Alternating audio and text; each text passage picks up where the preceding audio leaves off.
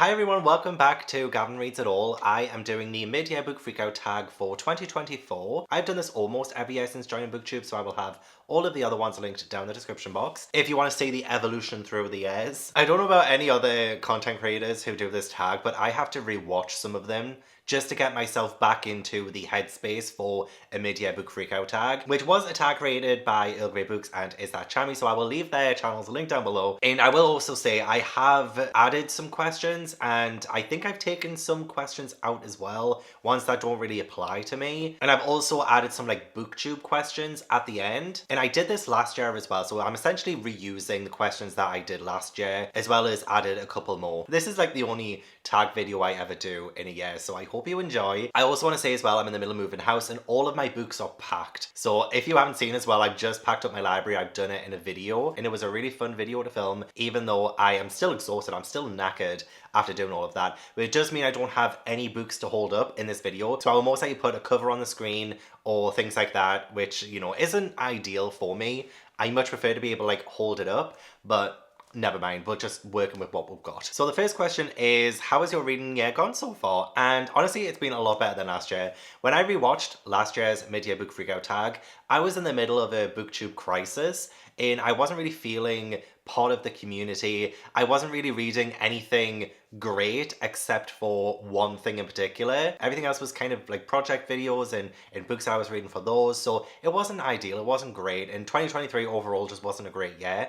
But 2024 so far, it's been pretty good. Let's just say that this is the Gavin-essence, because I really do feel like this is my BookTube comeback now at the minute. Like, I feel part of the community again, which is great. And I'm making videos and vlogs that I'm really super excited to make. And I'm just like so happy with doing them and reading books that I really want to read. And you know, it's just been a really good year so far. I don't want to jinx it though. I don't want to jinx it. This always happens. I think everything is fine and then boom, something happens. But no, we're going to keep up this positive energy, this positive momentum and continue into the rest of 2024. I feel like a lot of it is down to finding better balance with what I'm doing with my videos. And I've also made a manga dedicated channel called Gavin Reads All the Manga. So if you're a manga fan, anime fan, whatever kind of fan you are, then I will have that channel linked down below if you want to give it a follow. I will start making fresh content on that channel soon. I'm just very busy in the middle of moving. And even in just of terms of what I've been reading, I feel like I found a good few more 5 stars at this point in the year than I did last year. I don't think I even got a 5-star last year. I think the highest I gave was a 4.5. And this year I've had a couple of 5 stars. So second question, what is the best book you read so far in 2024? Well, I've got 2 answers for this. One of them is The Will of the Many by James Islington. I read this one recently when I went to visit Jade and I was filming that for a Reading Booktubers 2024 favorites while visiting them video series. But I've only done Jade so far. I've only had the funds to visit Jade so far. And I really want to do more, but you know, with everything going on at the minute with the move and with Egypt coming up, with Trover Trip, it's like so much is happening at once, like financially, that I just don't think I'm going to be able to do exactly everything that I wanted to do for that video series. But I still have like the vlog footage from when I visited Jade reading The Will of the Many, so that will definitely come out at some point. But that kind of means that you haven't really heard my thoughts on The Will of the Many just yet. And The Will of the Many does follow Viz. He ends up enrolling into this academy as a sort of like more like kind of spy, and he kind of needs to uncover some of the secrets that lie in that academy. And honestly, it is such a roller coaster of a ride reading that. I was just, oh, like it felt like several stories in one really, but like it kind of all came together at the end for me personally. And I loved how much of a shock I had by the end too. There were like betrayals, there was like a really exciting storyline. It left me wigless and I couldn't get over just like how much I actually ended up loving it. I was never bored, which is something that I've been struggling with, especially with fantasy books. Sometimes there is a period in time in reading them where I get a little bit bored, but there wasn't a dull moment for me personally in The Will of the Many. So that one I would say is most likely my favorite book of the year so far and a definite 5-star. Another one is Kindred by Octavia A. Butler. I was reading this one via audio, just like solely audio, and usually my mind wanders when I'm just listening to audiobooks, but oh my gosh, I was listening to every single word. I couldn't stop listening to the audiobook for it. I was strapped in, and it just was so fascinating to read. Like the narrative style, the touch of sci-fi of it too. I was invested from start to finish. It follows Dana, who lives in the 1970s, and she is pulled back in time to 1816 in this like plantation where the owners of that plantation own slaves. And Dana ends up having to keep saving the life of the son of the plantation owner, and kind of how those like two worlds collide. And it was just so incredibly harrowing and just so beautifully detailed, and the writing was just gorgeous and wonderful. So yeah, this was my very first Octavia A. Butler book. Definitely won't be the last. There has never been an audiobook to keep my full attention like with Kindred. A question that I've added myself. What is the best book you've reread so far in 2024? So I do actually have quite a few rereads in 2024. So it's like not a question that I ever like put in, prior years. But this year, I was just, let's reread. Let's reread some books that you know that you're gonna love and have fun with. So my favorite reread of the year so far is the Lord of the Rings trilogy, of course. Freaking love that series so much. I read them all for the first time the month before I joined BookTube, and so I never actually reviewed those books on my channel before, and I'm kicking myself because they should have been in the best books of 2019 video that I did, but they weren't even in there, and I was like, what was I thinking? This is why the first year of BookTube is a mess for me, because I'm just like, how can I leave out the Lord of the Rings? But the movies, amazing, some of my favorite movies, and the books are just so much more wonderful. Just like, to me, I just love them so much. I just love the entire world of Middle-earth. I love J.R. Tolkien's writing. I love his...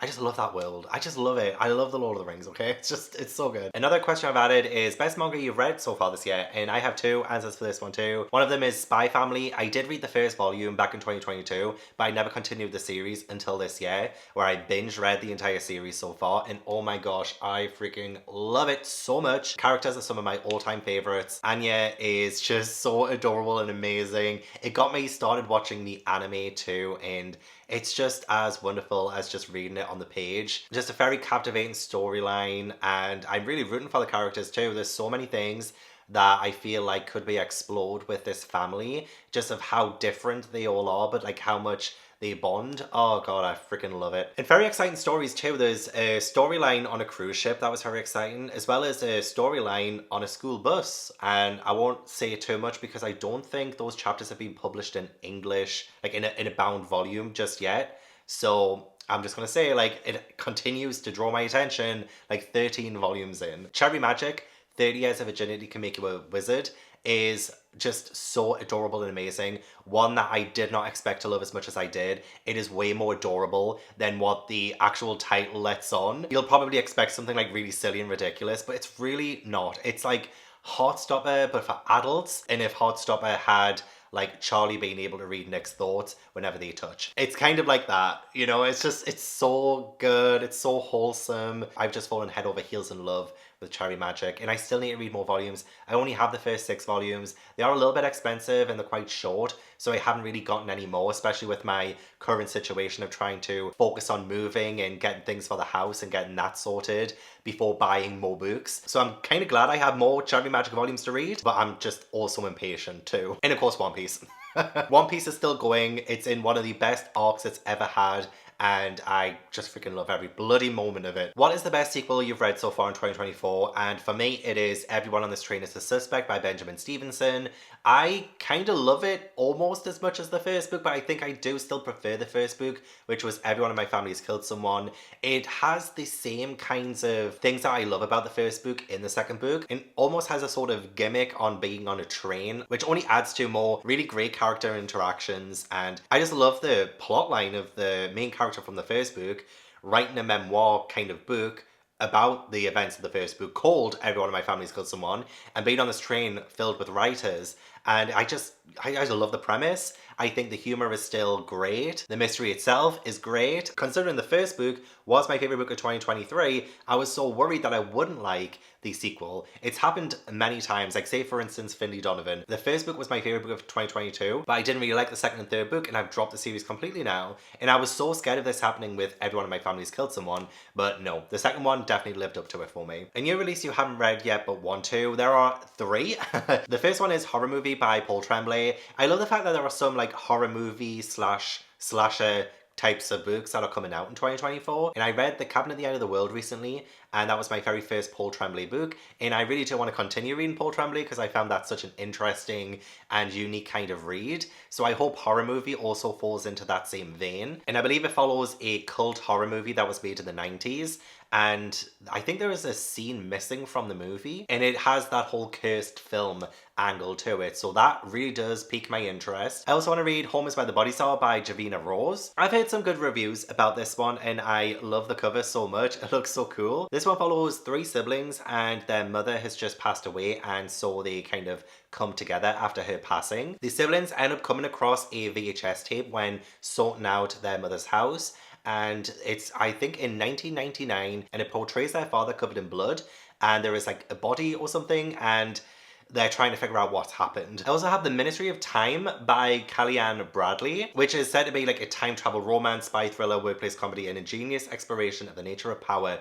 the potential for love to change it all. And I kind of love that idea. I love the cover again, like it's kind of a cover buy for me. But I also know that some people have DNF'd it. There have been great reviews as well as like very, very mixed reviews, but I do just want to make my own judgment on it. I kind of love the idea of it. I need more sci-fi in my life, and it sounds like it could be the one. The next question is most anticipated release for the second half of the year. Now, I don't really keep up to date with what's coming out or anything like that, to be honest. I don't know what I'm excited for. I kind of just like focus on what I already have these days. So I had to like really research this and see what I'm actually intrigued by. Because 4 by, well, 3 of them I've read from this author before. 1 of them I have. Actually, no, I've read from all of them. I have.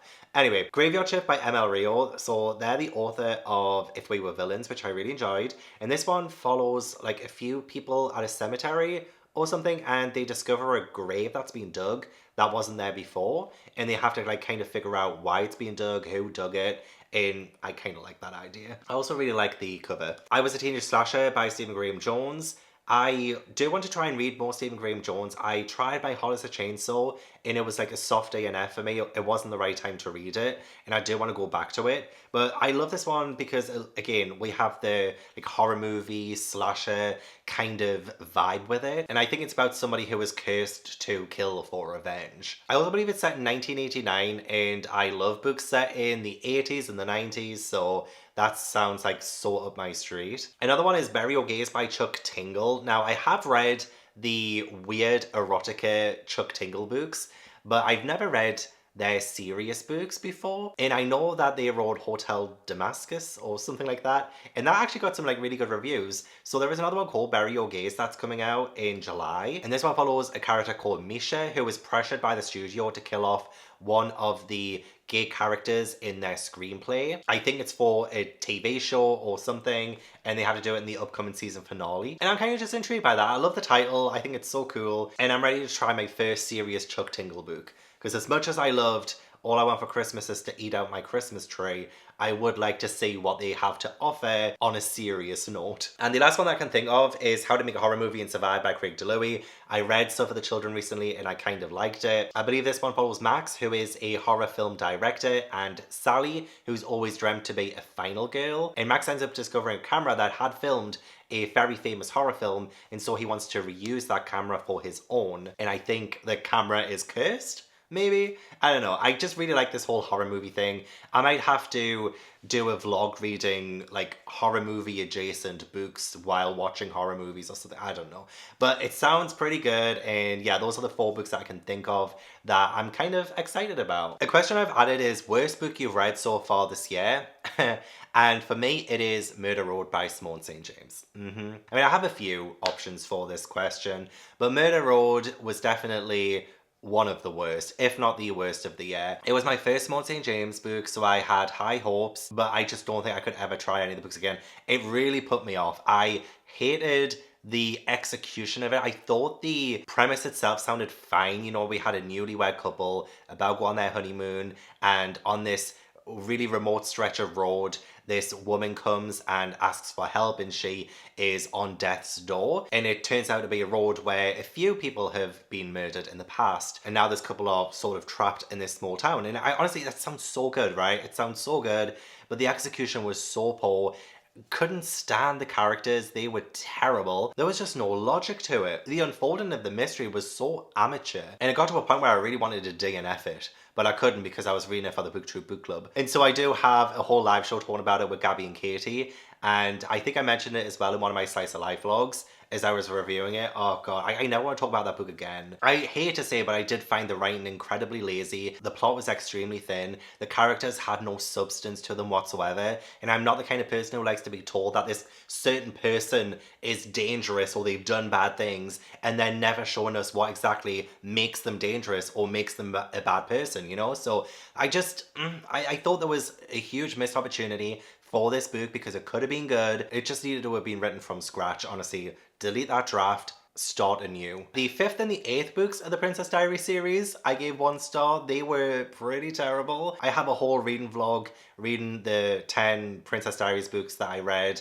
all spoiler filled. So I do go more in depth about my feelings on those books. Some of them were very good, but some of them were terrible, mainly because of the love interest and the dynamic with the love interest and the kind of predatory awfulness to that. It made me extremely uncomfortable, and the plots to those books as well were just very, very thin, not very great. I know I'm not in the target audience anymore. I know their time has kind of passed, but there was some enjoyment to take from some of those books. But yeah, the 5th and the 8th Princess Diaries books, both were 1 star. There was another one that I gave 1.5 star. I can't remember which book that was, but like some of them ranked like very, very low. And 2 DNFs were Book Lovers by Emily Henry and Magnolia Parks by...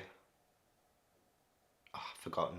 I have forgotten who wrote that. They were 2 deliberate DNFs. I don't like to include DNFs for now, and I did do a couple of those so far this year, but like my definite DNFs, and I'm never going to touch those books again, were Book Lovers and Magnolia Parks. Magnolia Parks, I wanted toxicity, not repetitive boredom. And with Book Lovers, I found the main relationship to be incredibly weak, and the plot of that book to be incredibly non-existent. So I'm yet to find an Emily Henry book that I like. I'm not going to rule her out completely just yet, but Book Lovers and Magnolia Parks too, oh, very awful DNFs for me. Biggest disappointment of the year so far. So I recently DNF'd. I know it's a soft DNF, this one. The Last Murder at the End of the World by Stuart Turton. I had high hopes for it, and then I started reading it and I got so bored. Like, it was very, very boring. Like, you have this really exciting premise of this fog that's encroaching on this island, and a scientist gets killed, and they now have a certain amount of time to figure it out before this mysterious fog engulfs the island and kills the last of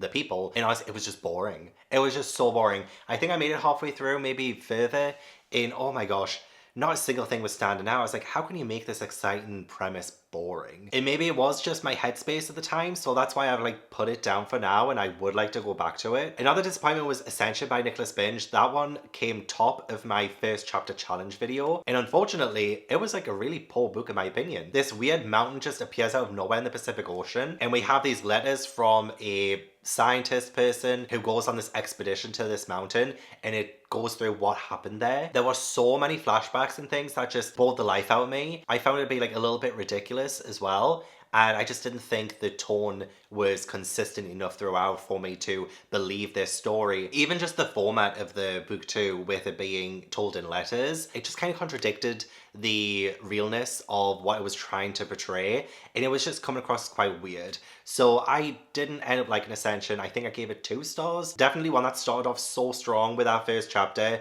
and just plummeted right after. Biggest surprise of the year so far, I want to say Before I Let Go by Kennedy Ryan. I don't typically read a lot of second chance romances, and I can't think of any that I've actually enjoyed until Before I Let Go. It was one that I thought was so wonderfully written. It was like very real, very raw, very honest. And I kind of realized that I love that in my romance books, is when characters feel so real. Like, I did not believe the characters in Book Lovers. I found them such cardboard cutouts of what a romance couple is supposed to be. But with Before I Let Go, oh my gosh, it had me actually like a little bit emotional at times. It really had me invested in the story of the main characters. And it wasn't just fluff, it just felt so raw, and I just freaking loved it. I ended up borrowing that one from my library because it was a staff pick, it was a librarian pick. So my local librarians, they know what they're doing. Also, The Eye of the World by Robert Jordan, that was a surprise. I wasn't sure I was gonna actually end up liking that one. I thought I would probably get bored. And maybe there were some like boring parts to it, but I read that one for a first and last video challenge where I read the first book and then the last book, and I just didn't read any of the middle books. And I kind of enjoyed it. I really did. Part of me was like, okay, should I scrap this challenge? Because I probably would continue, but there are so many books in the series, and I've heard of the slog. There are some books in the middle that just really aren't that great, and I kind of just wanted to skip all that, so it just went straight to the end. But I actually quite liked the first book. I thought it had enough of an interesting plot to carry me forward throughout that. I did quite like the descriptions of the places too. I found them to be very informative to let me in on this world. The characters were okay. There were some very interesting characters, but I would probably say like the main character didn't blow me away, but I feel like the supporting cast held that story up for me, that I didn't really mind that the main character wasn't one of my favorite characters. But no, I was surprised I ended up liking it. Favorite new author, new to you or debut? Octavia Butler. I really want to read, is it called Parable of the Sower? I think it is. I really want to read that one now. And also James Islington. I want to read his other book. I can't remember what it's called. Does it have like light in the title or something? I would like to read more from that author too. So those two authors given me 5 stars this year, and now I want to pursue them. I want to read more from them. Newest fictional crush, I will say Lloyd from Spy Family. I don't get fictional crushes on book characters because I find it very hard to actually fall in love with them. But when it comes to manga, 100%, because I can see them. I can see them illustrated and they're beautiful. Like Lloyd, oh my god, like he's such a good dad. You know what I mean? Like he's a reluctant dad, but he's a good dad nonetheless. Like the way he's so considerate, but the way he also is so focused on his mission. Oh, like we would make it a fantastic couple, honestly. We really would. And when he's just like in a t-shirt as well. Honestly, me thirsting over manga characters is something that I never expected in my life, but it's now the bane of my existence. Next question is book that made you cry. A book hasn't actually made me outwardly cry this year. I did get emotional during Before I Let Go, but another one that I was kind of surprised I was getting emotional at was the final book in the Lion Game series by Sarah Shepard. I recently read that series and it was such a ride, honestly. Sarah Shepard is the author of Pretty Little Liars. She did a series called The Lion Game, which was quite short. It was only 6 books long. And the final book in that series actually got me tearing up. I was actually sobbing because of that book. It wrapped up so nicely, but also so sad. It was very, very sad. But that is a story about twins, and one of them is murdered before the story starts, and she's the narrator. And her twin sister, who never knew she had a twin this entire time, she ends up having to try and find out who killed her twin. Just a really great series, actually. Some books weren't that great, but overall, a pretty good reading experience. But yeah, the final book was very emotional. Most beautiful book you bought this year? I actually can't answer that one because all of my books are packed away and I can't even think of a single one now on the top of my head that I bought this year that I feel was beautiful. You know when someone asks you, oh, what's your favorite book? And then you just forget about every book ever. That's what's happening to me right now. I can't think of a beautiful book. So instead, why don't you answer the question? Let me know what your most beautiful book that you bought this year is, and let me know in the comments because I genuinely can't think of any. And I've had like, what, 3 book haul videos go up? What are the books you need to read by the end of the year? I actually don't know that one either. I mean, there are some books I want to read for project videos and stuff in the future, but nothing really comes to mind that screams, you need to read this by the end of the year. Like, nothing comes to mind at all for that one. And I've got 4 more questions. These ones I've added for like booktube related questions, like being a booktuber.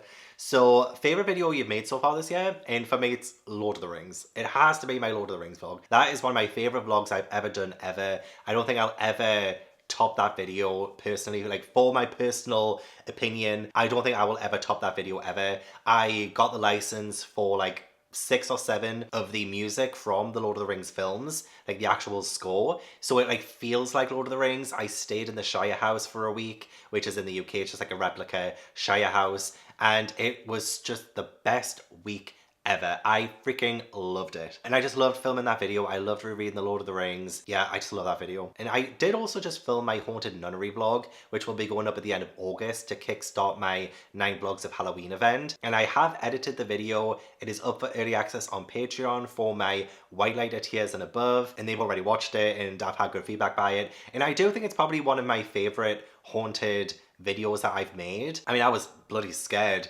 filming it, don't get me wrong, but I do think it turned out pretty well, in my opinion. Like, in my humble opinion, I do like the way that the Haunted Nunnery video turned out. So yeah, I'm excited for that one to go live eventually. A video you thought would flop but did well, my Titanic video. I thought that was way too niche for it to get that many viewers. And it's done a little bit better than I expected. It was a weird vlog, it really was. Like, I was building the Lego Titanic while reading Titanic books, and I ended up not really enjoying any of the books I read for that video either. But no, it did end up doing a little bit better than my initial expectations. Any upcoming videos you're excited to make? Now, I have a few. So firstly, Summerween vlogs. I'm very excited. I only did one vlog last year where I read charm books for Summerween, but the year before that I did like reading BookTube's most hated thrillers, and I did like 3 videos for that covering, you know, the 7 days of Summerween, but in 3 vlogs. And I want to do that again, not the same vlog theme. I'm not reading BookTube's most hated thrillers, but I have 3 different ideas, and day 1 and 2 are going to be a certain idea. Day 3 and 4 is going to be another idea or gimmick. And day 5, 6, and 7 is going to be another idea. So it's going to be 3 separate vlogs, all Summerween, but different things in each one kind of thing, you know? Anyway, I'm very excited to make those because I love Summerween so much, and it really helps make me feel like I'm part of the community, and making like really fun vlogs and knowing everyone's vlogging at the same time and taking part is just, oh, like one of the best parts of being on BookTube for me. So yeah, I'm very excited for those vlogs. I'm very excited to build and organize my new home library in my new place as well. As of today, it is 11 days before I move house.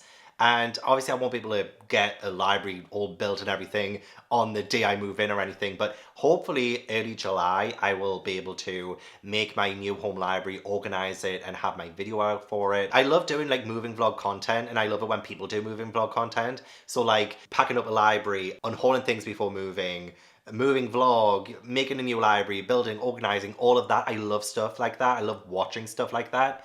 And when I moved into this place, I didn't really take full advantage of that. But this year I'm going all out. I've already done the massive unhaul, ready for a new fresh start. I've already packed up my library, and we actually had fun doing so. And I'm in the middle of filming pretty much a month-long moving vlog that I'm kind of making it a slice of life vlog as well. And yeah, I'll have the building a brand new library and organization video coming once I've moved in. So I love stuff like that, and I'm very excited to do those. And also, breaking news, I think I've mentioned this very briefly, but I don't think I've mentioned it properly. But I do want to read all of the Raven Cycle for the first time. And I was debating, should I do first and last for Raven Cycle? But then I was like, no.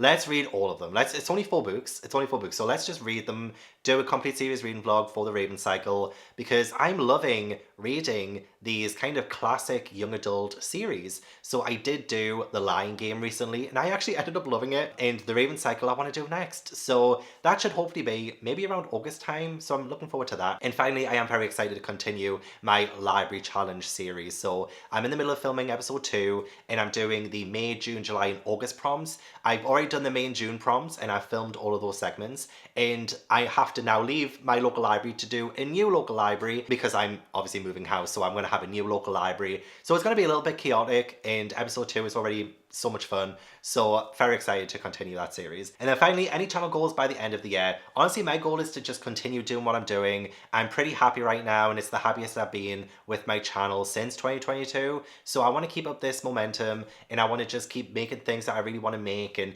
not bog myself down with thinking I have to do certain things for certain time periods, or because I want to get caught up on something. You know, I'm just going with the flow, at least for the most part. And after the kind of crisis of 2023, I do feel like I'm back on track. So not really too much I want to do or change about my channel or anything like that. I'm just very excited to continue what I'm doing. And yeah, I mean, I do obviously have the goal of building my manga channel and making new and fresh videos for it. So I'm looking forward to doing that once I've moved house. and finally, yeah, to continue building my Patreon. It's been such a blessing, and honestly, I'm so thankful to everyone who has ever signed up for Patreon, past and present. It has meant the absolute world to me, and I just want to continue doing things on Patreon and giving more benefits and trying to do new things and just keeping it so that it's worth your time and worth your money too. So thank you so much, and yeah, I think those are my only goals, really. Oh, and also to just hang out with friends more as well. I always want to hang out with friends more, and I've been loving doing that in 2024. But yeah, I guess that is my mid-year book freakout tag. Please let me know all of your answers to these questions down in the comments too. I really want to know what your best books are, your worst books so far, and everything in between, so please let me know down below. But yeah, thank you so much for watching. I really do appreciate it. So please do leave this video a like if you enjoyed, subscribe if you haven't already, and I do want to give a huge thank you to my patrons for supporting my channel and just being the best people ever. So if you would like to join my Patreon, I will leave a link in the description box for it. But yeah, I hope I will see you in the next video. Bye!